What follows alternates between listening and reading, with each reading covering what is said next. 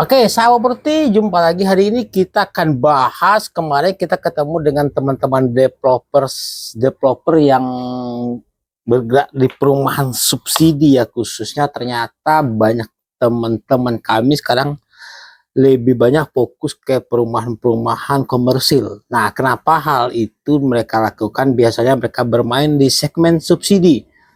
Karena begini, sahabat properti, di segmen perumahan subsidi sekarang sudah tidak nyaman lagi sepertinya, karena kebanyakan kebijakan pemerintah yang sesumbar akan membangun rumah-rumah gratis. Nah, kemarin BPHTB oke lah, satu sisi BPHTB digratiskan, PBG Pembangunan Gedung digratiskan, tapi satu sisi lain pemerintah mengatakan akan bangun rumah subsidi mulai Mei tahun depan, sekian ribu di kepulauan ini, sekian ribu di kepulauan ini. Nah, itu artinya akan menghambat daya beli masyarakat terhadap developer yang ada di daerah, karena bermasyarakat beranggapan ini rumah gratis yang bukan rumah gratis sebenarnya, rumah yang diperuntukkan oleh negara untuk masyarakat Indonesia dalam bentuk rumah murah. Nah, ini kan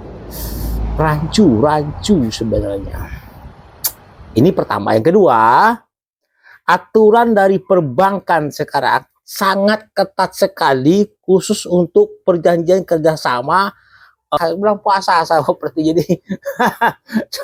jadi sekarang perbankan sangat ketat sekali. Kalau dulu waktu zaman kami, untuk perjanjian kerjasama dengan perbankan itu syaratnya asalkan ada asalkan tanahnya sudah sertifikat, tanah objeknya sudah ada, izin sudah lengkap dari Pemda, maka setiap bank itu siap.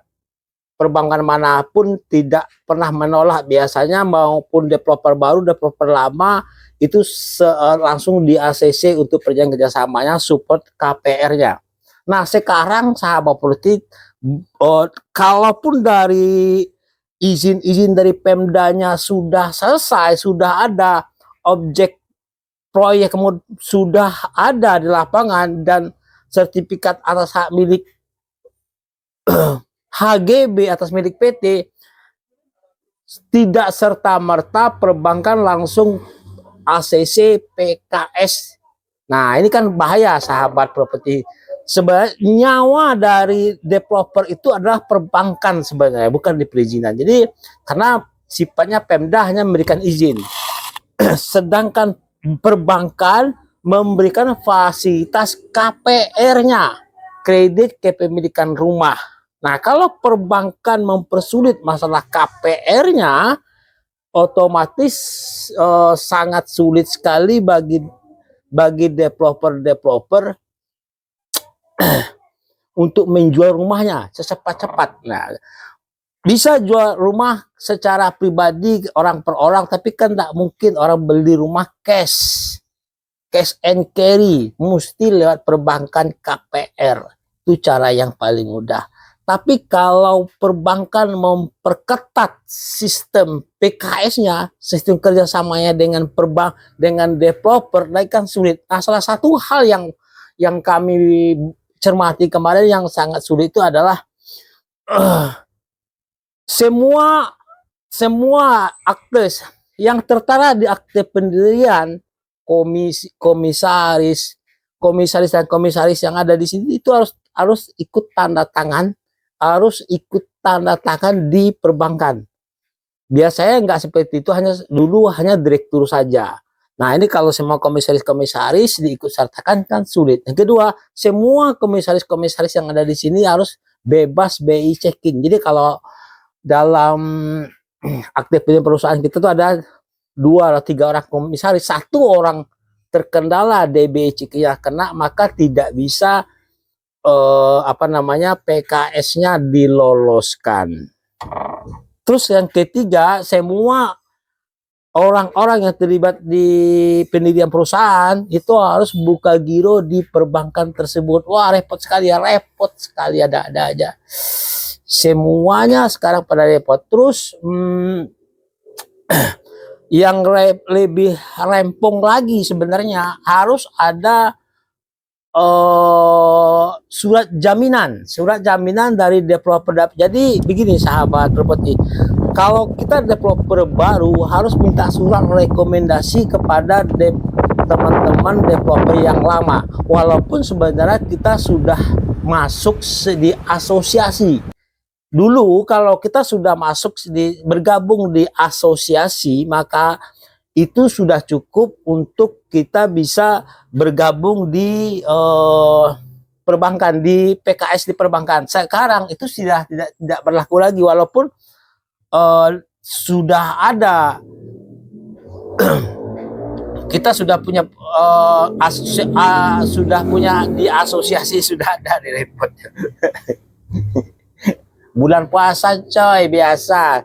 Tenang ya, tenang, kita lanjut. Nah, walaupun dari asosiasi kita sudah join, sudah punya sertifikatnya, tapi tidak serta-merta langsung diterima PKS perbankan. Harus ada surat rekomendasi dari teman-teman developer lain. Tujuannya bank itu sebenarnya bagus, supaya orang-orang yang masuk sebagai PKS di PKS ini, pertama orangnya harus berpengalaman, pernah mengerjakan proyek, kedua orangnya harus jujur, yang ketiga harus benar-benar menguasai di bidang properti, ketiga punya modal nih.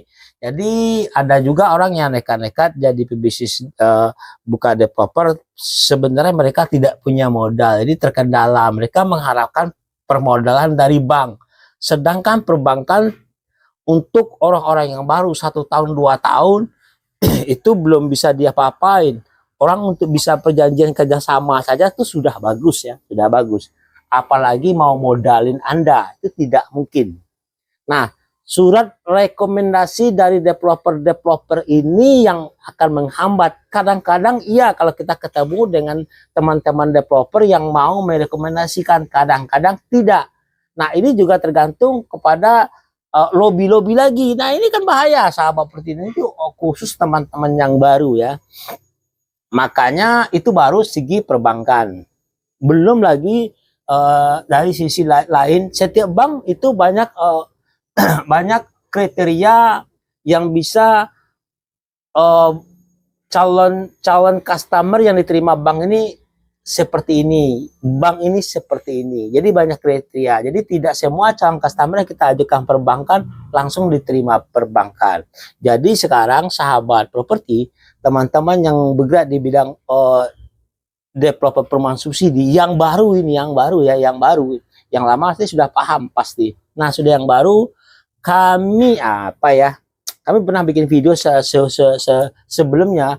Kami sarankan Anda beralih saja ke rumah-rumah komersil. Nggak usah banyak-banyak sahabat seperti, cuman 1, 2, 3 unit sudah cukup ya. Nggak, sekarang daya beli masyarakat rendah, tidak usah bermain di skop yang besar, cukup di skop yang menengah dan yang kecil-kecil, tapi penjualannya cepat, itu yang penting. 2, 3 unit rumah Anda jual di harga, cari di level-level harga 300-400 juta. Itu sudah bagus sekali ya, sama-sama 2 tahun. Terus, kalaulah Anda memang pemula benaran, belum berpengalaman, kami sarankan Anda jual bisnis kaplingan tanah saja. Tidak usah masuk ke segmen perumahan-perumahan subsidi untuk saat ini. Kecuali tahun depan, kalau kementeriannya berubah. Oke, sahabat properti, semoga ini ada manfaatnya untuk Anda dan teman-teman developers. Semoga lancar bisnisnya. Assalamualaikum warahmatullahi wabarakatuh.